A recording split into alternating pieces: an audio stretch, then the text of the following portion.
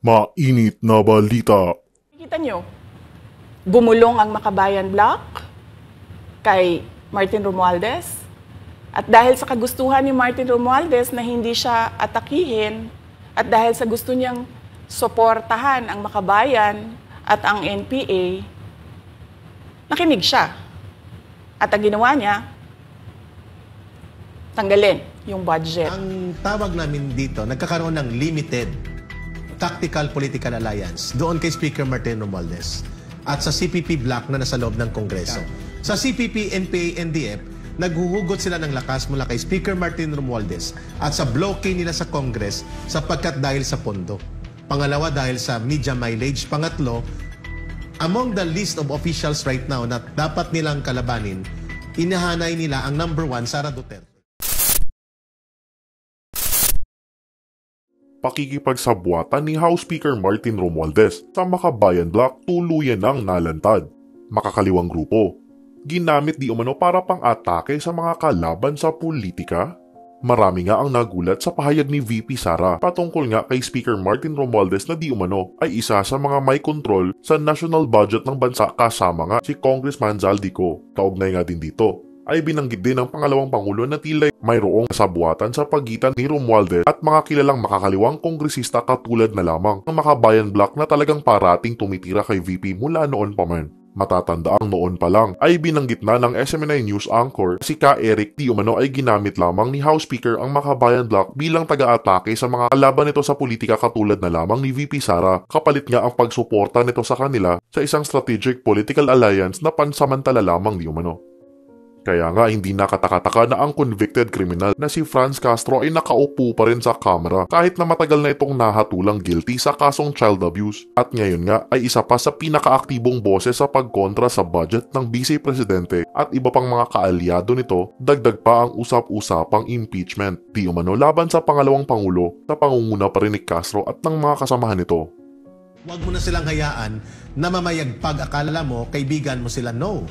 Ang tawag nila dyan sa taktika na yan, keep your friends close, your enemies closer. Kalaban pa rin po ang trato nila sa inyo at the strategic sense. Para nakakita nila, kaalyado na ba ng administrasyon ang CPP-NPN? Mukhang ganun nakakita nila eh. Siguro tama natin yung pagtingin dito. Hindi siguro. Hindi kami naniniwala na kaalyado na siya ang CPP-NPA-NDF ni Pangulong Bongbong Marcos Jr. at ng kanyang administration. Pinapalabas nila Franz Castro yun. Pero hindi totoo yun. Ang tawag namin dito, nagkakaroon ng limited tactical political alliance doon kay Speaker Martin Romualdez at sa CPP block na nasa loob ng Kongreso. Bakit limited? Sapagkat nakapokus yan sa pag-atake kay Sara Duterte. Doon lang yon. But Martin Romualdez, as a political leader, as a politician, does not believe in the ideology of the CPP, NPA, NDF. So, hindi ito ideological alliance. Ito ay tactical political alliance for convenience, for common enemy sa politika. Sa CPP, NPA, NDF, naghuhugot sila ng lakas mula kay Speaker Martin Romualdez at sa bloke nila sa Congress sapagkat dahil sa pondo. Pangalawa, dahil sa media mileage. Pangatlo, among the list of officials right now na dapat nilang kalabanin, inahanay nila ang number 1, Sara Duterte. Kalaban pa rin po ang trato nila sa inyo at the strategic sense. Ganon po ka-opportunista at manggagamit ang CPP, NPA, NDF. So sa netizen, ang sagot natin ay dapat po imulat namin tuloy-tuloy ang ganitong pagpapaliwanag sa mga political leaders.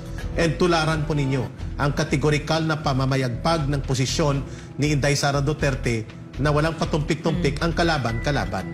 Ang kaibigan-kaibigan at ang mangunguna, interes ng mamamayan at pamahalaan, hindi interes sa political ambition. Diba? So, tapos na yung panahon na pwede ninyong traidorin ang mga mamamayang Pilipino. Gising na kami at nasasaktan kami pag nakikita namin na ang mga leaders namin na pinagkakatiwalaan namin at dinala namin sa Kongreso, ang siya pang nakikipagkunsyabahan dito sa tatlong ito. Correct. Agree. Ka-Eric, siguro mas palalimin natin. Kasi itong mga nasa CPP-NPA, di po sila traditional na opposition lang. Hindi po sila ganun, na talagang sila ay may layunin. So paano ba natin ma-differentiate? Kasi nangyayari, parang itong bas opposition sila ngayon sa current administration, eh parang yun lang tingin, isa sila mga basket. Ano bang pagkakaiba? Tama ka, Miss Ina. The objective of the organization must be very clear.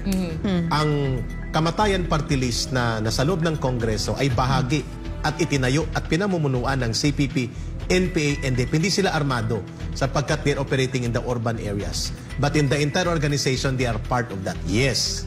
Ano ang layunin ng CPP, NPA, NDF na kung saan doon sila nabibilong sa totoong organisasyon nila. Ang layunin nila ay pabagsakin ng gobyerno. At ang pagpapabagsak sa gobyerno sa pamamagitan ng una, armadong pagkilos kaya may NPA sila, hindi nila pinibitawan, at paalsahin ang mamamayan sa marahas at armadong paglaban sa pamahalaan. May secondary part yung paglaban na yon. Doon sila na naglalaro ngayon. Yung kanilang tinatawag na parliamentary struggle.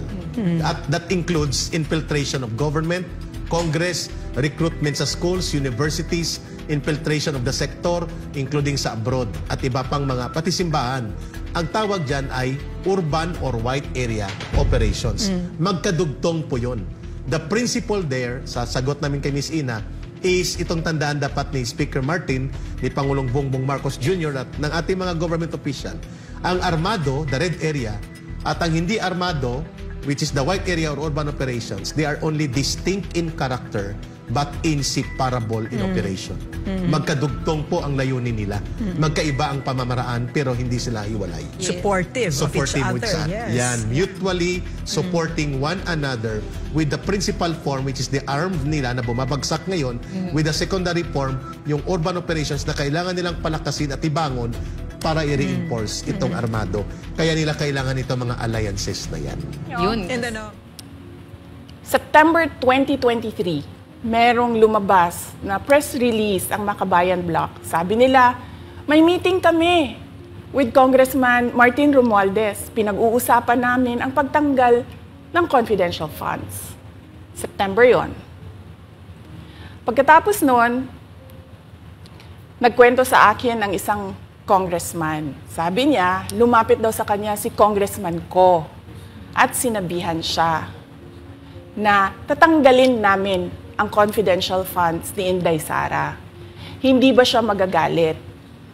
Ang sagot naman sa kanya nung kaibigan ko na congressman, alam mo, si Inday Sara, walang pakialam sa pera yan.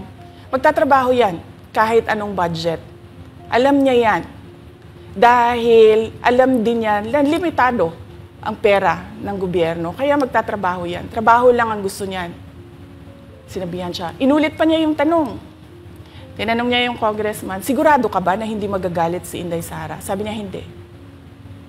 Kaya kung makita ninyo, doon sa budget hearing ng Office of the Vice President, ay dinefend namin ng maayos kung paano gagamitin ang confidential funds. Napapabilis ang trabaho, napapadali ang trabaho, dahil nakatarget yung mga proyekto. Pero pagkatapos nung plenary namin sa House, ay kaagad na lumabas, di ba? Walang 2 oras, lumabas ang statement ni Congressman Zaldico. Ano sabi niya? Unanimous decision ng party leaders under the leadership of Congressman Martin Romualdez, tatanggalin namin ang confidential funds. At para hindi halata na inaatake nila ako, tinanggalan din nila yung mga iba pang mga departments ng kanilang confidential funds. So nakikita nyo, bumulong ang Makabayan Bloc kay Martin Romualdez. At dahil sa kagustuhan ni Martin Romualdez na hindi siya atakihin, at dahil sa gusto niyang suportahan ang Makabayan at ang NPA, nakinig siya. At ang ginawa niya, tanggalin yung budget. Alam na nila kung anong gagawin nila bago pa kami pumunta sa plenary ng House. Hindi ko alam yon.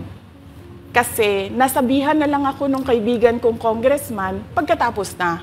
Nung nakita ko na nagsabi si Zaldico, tanggalin niya ang confidential funds ng Office of the Vice President. So doon ko na lang naintindihan na aatake sila gamit ang confidential funds. And itong si Franz Castro, nagsabi siya dito nga daw ay posibleng ito ay isang impeachable offense. Ano pang reaction niyo dito? Hindi na bago ang usapin ng pag-impeach sa akin. Kung babalik tayo nung nakaraang taon, ay nagsalita na si Franz Castro noong November 2023. Nagsabi na siya, ay pinag-uusapan namin ang impeachment ni Inday Sara. At nagbigay siya ng mga basehan doon sa ifa-file daw nila na impeachment. Kaya tuloy-tuloy lang yan na pinag-uusapan openly diyan sa House of Representatives ang impeachment. At lagi nandyan sa gitna si Franz Castro sa usaping impeachment sa akin. Unang-una, walang misuse ng confidential funds, walang misuse ng funds ng Department of Education. Kaya ngayon, ay pinipilit nilang gawan ng basihan yung mga sinasabi nila na impeachment sa akin. Kaya hindi bago yan na pinag-uusapan ang impeachment. Kasama yan sa plano nila laban sa akin.